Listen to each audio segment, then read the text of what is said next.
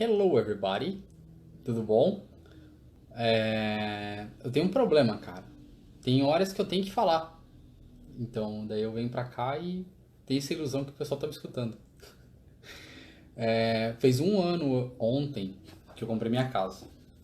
Então, eu quero comentar um pouco porque de repente pode ajudar alguém com relação ao meu processo. E, enfim, é isso aí. Conversar um pouco sobre como é que foi o processo do meu crédito. Eu já fiz um vídeo sobre a questão de crédito. Eu vou comentar de novo sobre como é que foi o processo. E a galera já está se conectando aí, legal. E vou comentar como é que foi o processo da compra da casa.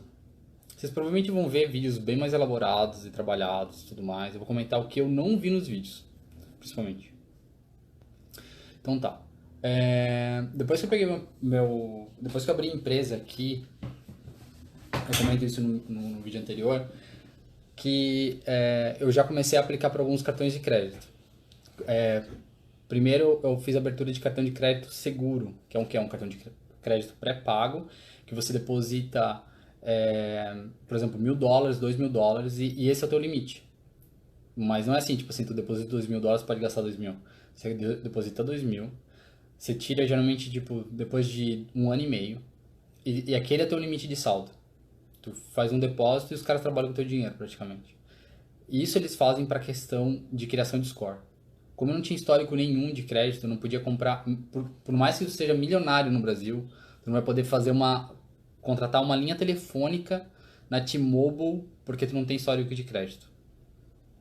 Por exemplo, eu já comentei em outro vídeo que eu, por exemplo, fui negado na questão do aluguel porque eu não tinha histórico nenhum.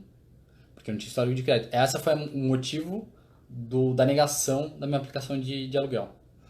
Então, como eu comentei, fiz, acho que na época, dois cartões de créditos pré-pagos para começar a criação de crédito. Engraçado, eu tô comentando isso porque talvez isso também se aplique para o Brasil, tá? Eu tava vendo ontem, pesquisando se ia ser relevante eu fazer o vídeo ou não, e vi que eles estão aplicando basicamente a mesma coisa no Brasil. Então, tá, beleza. Fiz isso, né? Depois que eu peguei meu permit de trabalho e tal, daí eu peguei e pude aplicar para cartão de crédito. Uma coisa que o pessoal geralmente não faz é o seguinte: o pessoal quase não aplica para cartão de crédito porque o limite, digamos assim, quando tu vê lá, tem um software, tem vários softwares, né? O software mais conhecido aqui é o Credit Karma, que ele te fala assim, um limite bom, assim, tipo, para ter um score bom, é de, tipo, ter dois hard and carry, que é duas consultas de crédito, que é quando você aplica para ter um cartão, né? Então ele deixa registrado para todo mundo saber que você tá aplicando para ter aquele cartão. E o ideal é dois, a cada 2 anos. Eu tava com crédito baixo mesmo, tipo, quando eu comecei, eu acho que o meu primeiro report eu recebi, tipo, acho que era 500 pontos, ou até menos, 400 pontos, não lembro, não lembro. Eu acho que varia de 350 a 850 os pontos. Não faz sentido pra mim, mas enfim. É assim que funciona. Daí eu falei, vou aplicar e vou ver o que dá, né? E apliquei vários. Hoje, tá? Hoje eu tenho eu tenho 31 na TransUnion e eu tenho 24 pesquisas no, no outro que eu esqueci o nome. Mas enfim, que são dois grupos, assim, igual tem no Brasil o Speridian e tem o outro, enfim, aqui também tem dois. E mesmo assim eu consegui. Eu tenho um score bom, digamos assim. O meu score hoje é 733, tá? É um score bom para os americanos. E, assim, 740 já entra no excelente. 740, 750 já está no excelente acima disso. Tá. Mas qual que foi a consequência disso? Muita gente não faz isso, como eu falei, por causa da questão do medo, e tem um problema que um dos fatores do score é justamente a quantidade de cartão de crédito que você tem, a quantidade de contas abertas que você tem. Como é que tu vai ter conta se tu não aplica? Não tem como, né? Então hoje, por exemplo, eu tenho mais de 23 contas abertas. Até posso mostrar aqui pra vocês. Essa aqui é a minha pilha de cartão.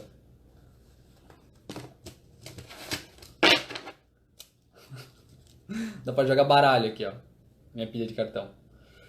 É, e daí o que eu faço? Eu tenho, acho que mais de 70 mil dólares de limite de crédito. Mas eu sempre pago tudo à vista, porque senão o cara vai se perder nessa história. E então o meu custo fica sempre em 1% do limite de crédito, né? Tá. Voltando à questão da minha casa. Há um ano atrás, um ano e meio mais ou menos, uma amiga minha, Jara, pegou e comentou assim: por que você não aplica para comprar tua casa? E eu não esperava, porque eu ainda não tenho residência permanente, eu tenho permissão de trabalho, mas não tenho permanência permanente. E eu fiquei impressionado que apenas com 5% eu poderia comprar a casa, né? Então, de entrada, 5% de entrada eu ia poder comprar a casa. E foi assim, eles fizeram uma análise de crédito e tal, e daí eu comecei a olhar a casa. Um ponto importante, que daí eu acho que serve para o Brasil e serve para os Estados Unidos. Quando você vai comprar um negócio nesse valor, vale a pena tu pegar e tirar um mês de folga e estudar decentemente e comprar um negócio decente. Porque o valor de um negócio bem feito é muito mais que um mês de salário teu. Vou dar um exemplo. Minha casa valorizou cerca de 20% no último ano. Se descontar os impostos, tá? A gente está falando de em torno de 10%. Porque aqui nos Estados Unidos, do mesmo jeito que você paga imposto, eu não sei como é que funciona no Brasil, mas enfim, aqui se paga 6% sobre qualquer transação de compra e venda. Então você paga 6% mais alguma coisa lá vai dar, acho que eu devo ter pago em torno de 7% em cima do valor do imóvel. Enfim, alguma coisa nesse sentido. Que eles chamam de closing aqui. Enfim, mas a casa, o valor da casa valorizou cerca de 20% do último ano. Porque eu acho que eu soube escolher a região e soube escolher a casa. É, e, enfim, coisas... Agora falando da questão do processo da compra da casa. Que é diferente, que eu acho super interessante. Quando eu comprei seguro. Porque um dos maiores problemas, não sei se vocês lembram, da crise de 2008 foi justamente na questão de casa. O que acontecia? A questão das casas aqui, como a pessoa pode comprar com 5% e as pessoas ficam refinanciando casa, as pessoas faziam o quê? Iam, compravam uma casa de, vamos supor que valesse 200. Ela falava para o banco que valia 350. E daí o banco, na época, o processo de verificação funcionava da seguinte forma: você pagava um fiscal, um verificador, sei lá qual é o melhor nome para isso. Ele vinha na tua casa e ele verificava a tua casa e tal. E daí ele fazia o evaluation, a avaliação da tua casa. E daí tu pagava uma grana pro cara e o cara falava que valia 350. No final das contas, tu pegava mais dinheiro do que tu poderia. E o banco te emprestou dinheiro sem ter um seguro. Por consequência, quando o pessoal começou quando começou a ter problema de crise, que o banco começou a tomar algumas casas, e daí começou a ter um problema de tipo falta de crédito no mercado, que o pessoal começou a parar. Teve gente que ficou sem emprego, não conseguia pagar, e quando o banco ia tomar a casa não valia o que tinha sido emprestado. E daí que foi a consequência e virou uma bola de neve e deu a crise financeira de 2008. Então mudou algumas coisas. Por exemplo, hoje, quando tu vai fazer uma compra, o banco manda um evaluator, né? Um cara que vai fazer a evaluation da tua casa. E daí ele vai... você paga primeiro. Então, primeira coisa, você paga para um cara vir ver a casa, né? Daí... tal. Ele verificou a casa, ele vai verificar a estrutura da casa, ele vai verificar o telhado da casa, ele vai verificar o ar-condicionado, porque é o ar-condicionado que é central, ele vai verificar se não tem mofo, vai verificar a cozinha, tudo. Ele vai verificar tudo. Ele vai te falar Nossa, ele me deu os detalhes de infiltração que eu nem depois de ter visto o relatório eu encontrei na casa. Enfim, o cara vai te dar um negócio bem detalhado. E daí quando tu vai comprar, tu fica tranquilo, por quê? Todos os impostos são públicos, e é assim que eu acho que eles analisam quem que é... Qual é a fortuna das pessoas, pela quantidade de imposto que a pessoa paga. Enfim, o fato é que todas as casas têm um valor publicado em vários sites, tipo o Realtor, e aqui tem um site só para todas as imobiliárias, não é igual no Brasil que cada imobiliária tem o seu site. Tu encontra. Aqui pode ter também, mas tu tem um site que engloba todos eles, então ninguém consulta os outros.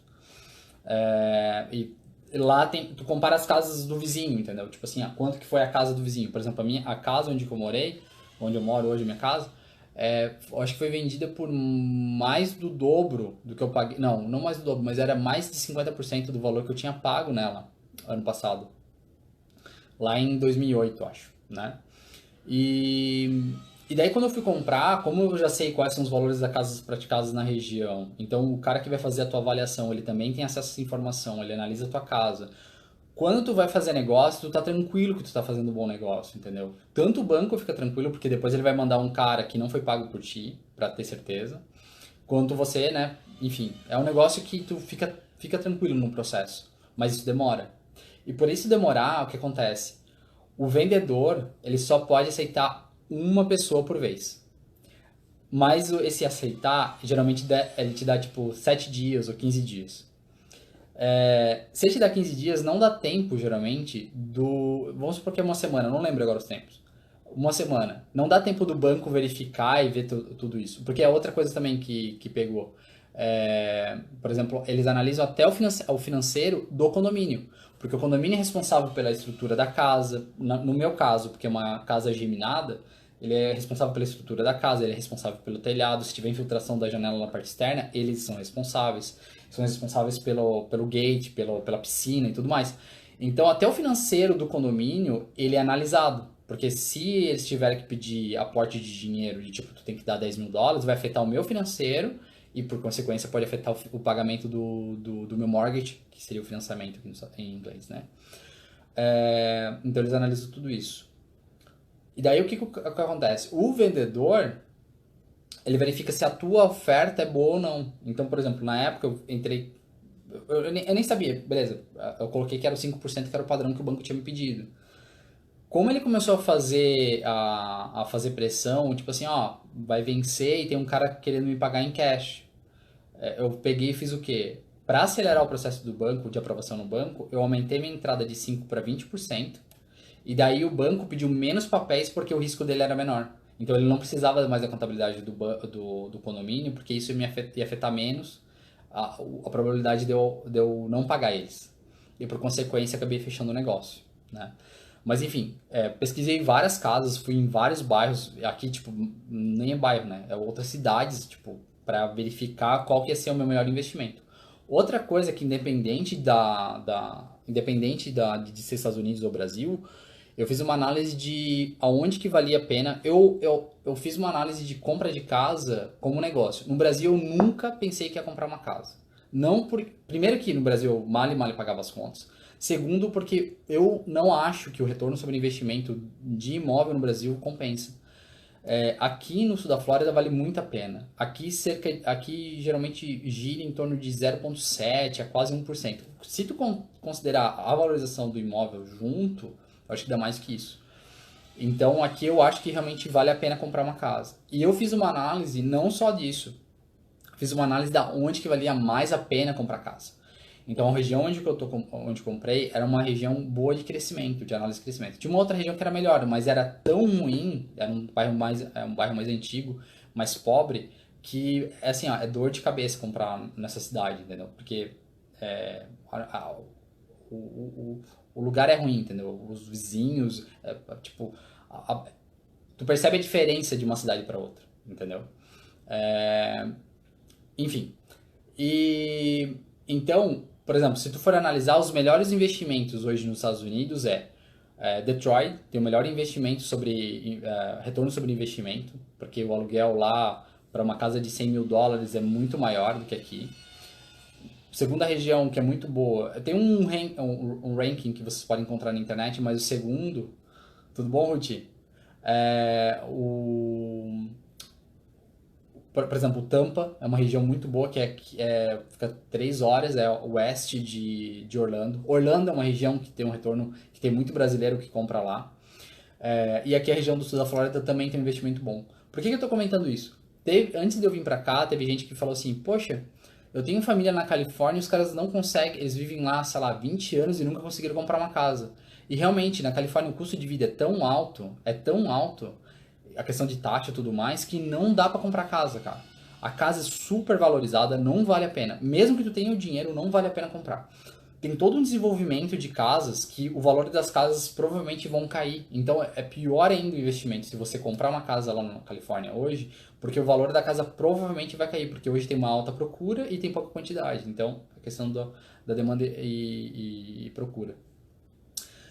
Segundo ponto que eu acho super interessante, aqui nos Estados Unidos praticamente não tem casa como a gente tem no Brasil, que a galera faz. O cara compra o terreno e monta. Porque eu acho que a exigência que eles fazem com relação à papelada, estrutura e tudo mais é tão grande que não vale a pena tu pegar e fazer um projeto para uma casa. Tu faz um projeto, por exemplo, o condomínio onde eu moro tem 500 casas e são todas iguais, entendeu? Então, quando tu faz 500 casas numa pancada só, o teu custo cai. Então, ninguém se mete a querer inventar de construir casa em lote, entendeu? As casas que tu vê, que é no, tipo, de casa individual, são casas mais antigas, e em bairros mais pobres. Claro, tem casas que é single home, que eles chamam, que são as casas da economia, mas também é tudo mesmo padrão. Todas elas são parecidas, até mesmo nas casas aqui que são mais pobres, elas também são todas do mesmo padrão. Daí são casas tipo de uma garagem, porque na época que fizeram a casa não pensava que a pessoa ia poder ter mais de um carro. Enfim. Falei de crédito, falei da casa. A valorização nos Estados Unidos no último ano foi fantástico, porque como a economia está indo bem, os valores dos imóveis estão crescendo um monte. Falei do crédito e eu acho que é isso. Um beijo, um ótimo fim de semana. Tchau. Um dia eu vou aprender a fazer um roteiro e seguir ele, em vez de fazer essas gambiarras de vídeo que eu faço. Mas enfim, vou só fazer um adendo aqui, que depois eu vou emendar esse vídeo para publicar. A questão das taxas. Por consequência, por eu ter feito meu cartão pré-pago lá atrás, quando fui comprar meu carro, meu primeiro carro eu não tinha crédito, eu paguei à vista. Primeiro carro eu paguei à vista, segundo carro também paguei à vista porque eu ainda não tinha crédito. No terceiro carro, né, o primeiro, para quem não sabe, eu vendi meu Gol no Brasil e comprei um Passat Turbo por $3.000, 3.500 eu acho. Daí o segundo carro, eu comprei um Honda Civic. Comprei um Civic. Daí depois o terceiro carro, a Civic ficou com a Bruna e eu comprei um Mustang. No Mustang eu peguei uma taxa de juros, eu acho que 8 e pouco. Até meu amigo pegou e falou assim que tava meio alto. Mas na época eu não tinha um score tão bom, acho que tava em 600 e alguma coisa. Enfim, e depois acabei pagando em, sei lá, 4 meses e também... E isso foi legal, porque eu acho que devo ter pago tipo $100 de juros, cara. Eles só me cobraram, não cobraram taxa nenhuma, só me cobraram o tempo que eu fiquei com o dinheiro. Que foi cerca de, sei lá, que eu tinha financiado, acho que cerca de 15 mil. Daí, eu acho que não deu... eu comprei isso em janeiro do ano passado, daí então já tinha feito um ano já que eu tinha quitado o carro. Daí eu fui fazer o financiamento da casa. O financiamento da casa eu consegui pegar a 3,65 ao ano. 3,65 ao ano. Cara, é muito baixo. Nem vale a pena eu antecipar pagamento. De tão baixo que é. Aliás, isso foi outra coisa que ajudou na taxa, foi o seguinte. Por padrão, o cara me deu 30 anos de financiamento, né? O cara me fez a proposta lá de 30 anos de financiamento. E daí eu pedi para baixar para 15. Para vocês terem uma ideia de aluguel e o valor de financiamento, o aluguel da casa onde eu moro deve estar em torno de uns $1.800 a $1.900, 2.000, sei lá. E o meu financiamento é de 1.700, 1.680.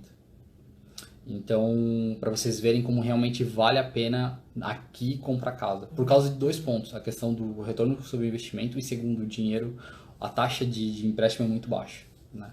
Então até o pessoal comenta, né, que tipo assim, se o Bill Gates estivesse no Brasil, o cara não ia ser o Bill Gates. E eu concordo, tem tudo a questão do ambiente, porque como é que o cara ia conseguir pegar um empréstimo barato? Não tem, no Brasil é um absurdo. Eu lembro que a última vez que eu vi era o quê? Cerca de 5% ao mês, valores assim que não existem, né?